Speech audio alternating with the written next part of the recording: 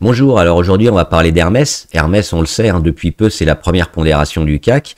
Elle vient de passer devant LVMH, là elle est toujours au coude à coude et surtout elle vient donner ses résultats, notamment du premier trimestre 2025. Donc on va voir un peu en détail les chiffres qui ont été annoncés, les fondamentaux de l'entreprise et puis on verra après le graphe et si ça vaut le coup ou pas de rentrer sur cette valeur du luxe. Alors comme d'habitude avant de commencer, je rappelle que les informations et analyses données sur cette chaîne sont données à titre indicatif et ne peuvent pas être considérés comme un conseil en investissement. L'investissement en bourse est risqué et vous êtes responsable de tous les investissements que vous faites. Les résultats qui ont été donnés hier notamment sont plutôt corrects. Hein. On avait une petite déception sur LVMH. Sur Hermès, qui continue de progresser, on va voir un peu les chiffres. Hein. C'est une valeur un peu plus petite, mais qui a une croissance plus intéressante et plus importante que les autres. Elle a fait 4 milliards 130 millions d'euros. On espérait 4 milliards 140 millions. Donc, on fait quasiment le consensus. Et surtout, on est en augmentation. On voit, Hermès n'avait jamais fait hein, ce chiffre d'affaires trimestriel. On était autour des 3 milliards en 2022, toujours 3 milliards en 2023, en 2024 3 milliards 8, 3 milliards 7, 3 milliards 9 et là 4 milliards 13. C'est aussi au-delà hein, du premier trimestre 2024 qui est ici où on faisait 3 milliards 810 millions. Donc un chiffre d'affaires qui continue de croître par rapport aux autres qui ont un peu de mal. Donc on voit que c'est vraiment une valeur de croissance intéressante. On va regarder aussi quelques ratios pour voir, et ça c'est un chiffre important, le PER. Hein. Le PER, vous le savez, c'est le Price Earning Ratio, ça permet un peu de voir et de comparer les entreprises par rapport à leur capitalisation et à leurs revenus et à leurs bénéfices surtout. Ça permet de voir si une action est peut-être surévaluée ou pas. Et généralement, quand on est surévalué, c'est aussi qu'il y a des raisons. Des raisons, c'est quoi? C'est la visibilité, la croissance. C'est-à-dire que c'est une valeur qui continue de se développer par rapport aux autres. Donc, on la paye un peu plus cher. Et là, effectivement, on est à 53. C'est relativement haut. Et par rapport au secteur, on le voit, on est autour de 36 hein, sur le secteur. Donc oui, c'est vraiment haut. Mais ça s'explique, on le voit, parce qu'elle a des marges, notamment marge brute, marge d'exploitation, hein, 70% contre 68%, 41% contre 30%. Donc elle fait mieux que le secteur, elle se développe mieux que toutes les autres marques du secteur. Là on a encore le PER avec, on le voit, hein, une montée notamment en 2020 et 2022 où on était à plus de 73. On redescend un peu sur les 40, là on est sur les 50, donc on voit qu'on est toujours super haut. Mais c'est relativement le cas sur ces dernières années aussi, c'est pas quelque chose de nouveau sur Hermès qui finalement a l'habitude hein, d'avoir un PER relativement élevé.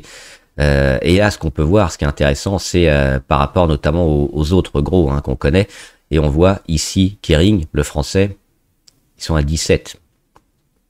LVMH, ils sont à 19. Moncler à 23. Richemont à 25. Et Hermès à 53. On voit alors Brunello Cucinelli à 54. Donc on fait vraiment partie avec Hermès des valeurs qu'on paye un peu cher. Qu'est-ce qu'on peut voir aussi? Pourquoi on les paye cher? C'est parce qu'il y a beaucoup de croissance, on le voit, la croissance du revenu notamment, et c'est ça qui est intéressant je pense. Moi c'est ça que j'aime bien aussi, c'est les valeurs à forte croissance, c'est les valeurs qui continuent de trimestre en trimestre, d'année en année, à augmenter leur chiffre d'affaires, à améliorer leur marge et à devenir un des leaders. Le leader, ça ne l'est pas encore, hein, parce qu'en termes de chiffre d'affaires, parce qu'on voit qu'elle est beaucoup plus petite hein, en termes de chiffre d'affaires par rapport aux concurrents, mais elle se développe de plus en plus. Croissance du revenu, 13%. Alors que ses pairs sont plus ou moins stables, et le secteur autour de 4%. Donc elle fait vraiment partie des tops, hein, c'est les meilleurs élèves, c'est ça qu'on recherche en bourse généralement, c'est les valeurs qui surperforment leur secteur. Et le secteur actuellement, il n'est pas au mieux, c'est pour ça qu'il y a une petite incertitude. Mais si on doit s'intéresser au luxe, pour moi, c'est les leaders qu'il faut acheter et probablement Hermès. On peut voir ici le chiffre d'affaires. On le voit en graphe, hein, c'est peut-être encore plus parlant, avec des graphiques 2015, 2016, 2017, 2019, etc. Et on voit l'augmentation notamment hein, juste post-Covid, où ça a explosé et ça continue. On a une continuation, on est là à plus de 15 milliards hein, sur l'année dernière, et on a toujours, on le voit avec le dernier trimestre 2025, une continuation de la hausse de la croissance du chiffre d'affaires. Donc ça, c'est super intéressant. Et on le voit ici, le chiffre d'affaires par rapport aux autres, on fait partie quand même des petits, hein, à 15. Moncler est à 3, mais on le sait, hein, Moncler c'est une très petite valeur. Brunello Cucinelli qu'on a vu aussi, très petite aussi. Pour ça aussi qu'on a des PER peut-être un peu plus élevés. Alors sur Cucinelli, on peut le concevoir à seulement 1 milliard, mais Hermès, elle commence à devenir importante. Kering à 17, elle va bientôt aussi dépasser Kering en chiffre d'affaires, hein, si elle continue, et elle devrait continuer. Et LVMH, le poids lourd, 84 milliards. Donc on voit quand même la différence entre 15 milliards sur Hermès et 84 milliards. Mais la croissance et la dynamique sont toujours du côté d'Hermès. Et enfin, je voulais voir le dividende. Il est pas terrible. Alors, moi, je suis pas fan des dividendes en général, hein, parce qu'on le sait, hein, quand il y a un dividende, mécaniquement, l'action elle descend. C'est vraiment pour les achats un peu vraiment long terme, et encore et surtout pour les actionnaires, les gros actionnaires qui peuvent aussi des fois défiscaliser. Alors, en tant que particulier, c'est pas une stratégie que j'aime beaucoup, moi, les dividendes. Et on voit que le dividende est relativement faible par rapport à d'autres. Notamment Kering hein, à près de 3%, Hugo Boss à 4%, LVMH entre 2 et 3%. On est autour de 1% sur Hermès. Donc, un dividende qui existe, mais relativement faible. Moi, ça me dérange pas. On va regarder le graphe. Et le graphe, il est pas si mal que ça, finalement, parce qu'on était monté très haut hein, sur notamment la fin d'année 2024. Où un peu tout le luxe s'est réveillé avec le CAC 40. On a mis un point haut, notamment au mois de février. On consolide. Et sur Hermès, on fait que consolider. On dégrade pas la tendance parce qu'on revient sur la moyenne à 200. On le voit ici. Hein, c'est le petit pointillé rose. C'est la moyenne des 200 dernières cours de clôture de la séance. Là, en journalier, donc sur les 200 derniers jours. De séance, hein, pas les jours fériés, évidemment. Donc, on voit qu'on est revenu dessus. On l'a à peine cassé, mais on l'a touché tous les jours, hein, le 7, le 8, le 9 avril.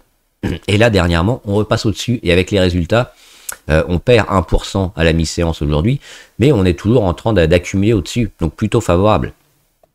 Ce qu'on attendra, c'est quoi? C'est ce phénomène ici d'accumulation au-dessus du support aussi. Hein, c'est un support intermédiaire autour des 2226. C'est une zone clé. On voit, on avait eu du mal. Juin 2024, août 2024, septembre 2024, et ça avait lâché en décembre 2024. Donc pour moi, cette zone-là, elle est super importante. Les 2226 €. Et donc c'était tout ce travail-là qu'on peut même mettre un peu plus haut, un peu plus long. Comme ça, tout ce travail d'accumulation qu'on devra faire et attendre une sortie vers le haut qui sera poussée par le secteur, parce qu'actuellement le secteur du luxe il est moyen. Alors oui, il y a aussi, on le sait, une baisse hein, de la croissance, peut-être une récession, on va voir, mais les chiffres dernièrement aux États-Unis sont pas catastrophiques, donc surtout une baisse de la croissance aux États-Unis, premier marché au monde. Pour LVMH, ça représente 19% quand même de ses ventes. Donc près de 20% de ventes aux États-Unis. On parle souvent Hermès, pardon. Pour Hermès, c'est 19% de ventes. Donc on parle souvent de la Chine, mais il y a aussi les Américains hein, qui sont importants. Donc là, et puis c'est pas des services, donc c'est des biens. Donc ça dit des droits de douane supérieurs. Donc elle est aussi impactée comme les autres, mais on voit que ça résiste quand même super bien. La Chine revient bien, on l'a vu dernièrement au niveau macro. Les États-Unis, bon, il y a une petite incertitude. C'est pour ça que le secteur, pour l'instant, est moyen. Mais on voit que sur beaucoup de valeurs du luxe, ça décroche. Et sur Hermès, finalement, ça tient et on reste en embuscade. Alors, je rentrerai pas maintenant parce que le secteur a encore du mal, mais sur des signaux intéressants, et notamment qui assurent éventuellement des 2004 ou alors ça, cette oblique-là, je l'avais fait. Elle n'est pas pertinente, hein, elle n'existe pas cette oblique. J'avais mis un point comme ça, c'est notamment pour avoir une pente qu'on retrouve souvent en analyse technique, mais bon, si on veut, on peut le mettre là, mais ça a aucun sens. Donc on attendra peut-être un rebond, puis un retour sur support qui nous valide une oblique plus ou moins à ce stade. Et surtout, des rentrées favorables au niveau des volumes. On a déjà eu ici une réaction sur support, donc à ce qu'on attend après, c'est les étapes classiques, c'est-à-dire accumulation sur support, congestion et redémarrage. Et là, sur redémarrage, je pense que je reprendrai Hermès parce que c'est, on le voit, une valeur de croissance, une valeur qui surperforme son secteur, mais actuellement, le secteur a un peu de mal. Mais c'est la valeur qu'il faut suivre, je pense, dans le luxe et racheter sur des signaux intéressants, peut-être confirmation des droits de douane un peu bas ou reprise un peu plus fort de la Chine. Ça va aider Hermès à continuer sa progression et puis encore à surpondérer le CAC 40. Voilà, dites-moi si vous êtes investi sur Hermès, si vous suivez les valeurs du luxe, si vous avez d'autres valeurs du luxe éventuellement, les françaises ou les autres, hein, les européennes. Et quelle valeur vous préférez? Est-ce que comme moi vous préférez plutôt les leaders et ceux qui ont des croissances importantes ou plutôt les gros établis comme LVMH? Dites-le moi en commentaire et on en discutera. Bon trade, à plus!